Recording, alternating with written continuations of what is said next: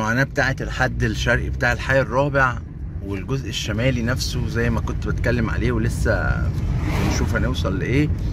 هنروح نصور لكم الحي الثالث ونرجع نكمل في الحي الرابع الاجزاء الجنوبيه والغربيه، لان الغربي ده النادي الاهلي والجنوبي دوت الفاصل ما بين السادس والرابع، فالصوره هتختلف لكم لما تشوفوا هناك عشان ما تتعقدوش قوي من الرابع، خصوصا الجزء الجنوبي والجزء الغربي. anyway احنا دلوقتي في طريقنا هنصور الحي الثالث، وزي ما باكد دايما ان الحي الثالث والحي الرابع هم اخر حيين هينتهوا سكن، بس في مناطق في الحي الرابع ودي هنصورها في الاسابيع القادمه، مناطق هتلاقوا فيها الحي الرابع لا الدنيا فيه مختلفه، خصوصا في الجزء الجنوبي حرف الكي وحرف الجي وحرف الاي وحرف الاتش. اهلا بيكم ملوك الطريق. ده الحي الاول كنا صورناه قبل كده في فيديو، وده كده بتبدا الحي الثالث. الحي الثالث حرف الان وحرف البي وحرف الاي، وهنخش على شارع مصر الجديده اللي هو في وش ماونتن فيو. هنشوف حرف الاي وحرف الدي وحرف الاف.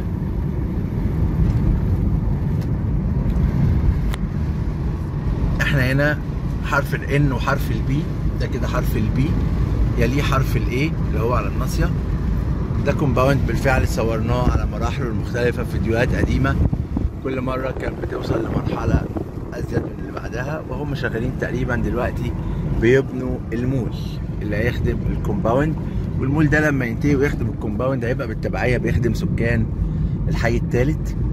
ده حرف الاي، الحي الثالث حرف الاي.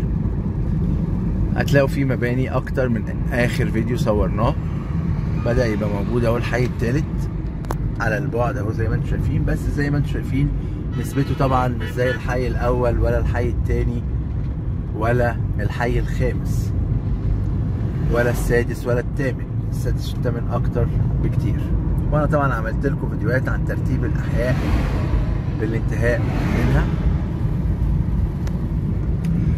والجزء اللي على الشمال ده بالمناسبه كنت صورت فيه زمان، بس هديكم خلفيه عنه، اسمه الاوركيد او شمال الألف فدان. المنطقه دي عمارات صغيره برضو 400، وبدا يبقى فيها شغل شريط كده الشركات مش بتشتغل فيه، هتلاقي معظم اللي باني فيه اصحاب الاراضي اللي هم حاجزينها مع الدوله. الشارع اللي في وشنا ده اللي احنا ماشيين فيه ده شارع مصر الجديده، او ده الشارع اللي هو هيوصلنا لنفق العاصمه الاداريه عند الحي السابع. الجزء اللي على شمالنا ماونتن فيو اي سيتي، مباني كتير اتبنت بالفعل ما كانتش موجوده قبل كده واحنا بنصور، في حاجات خلصت واجهاتها اهوت زي ما انتم شايفين. الجزء اللي على يميننا حرف الاي في الحي الثالث، يلي حرف الدي والاي والاف. حرف الاي بينتهي ويبدا بعده حرف الدي. ادي ماونتن فيو، الفيلا السيبريت، حاجات بالفعل خلصت واجهاتها. ادي حرف الاي يليه حرف الدي، بدأنا في حرف الدي.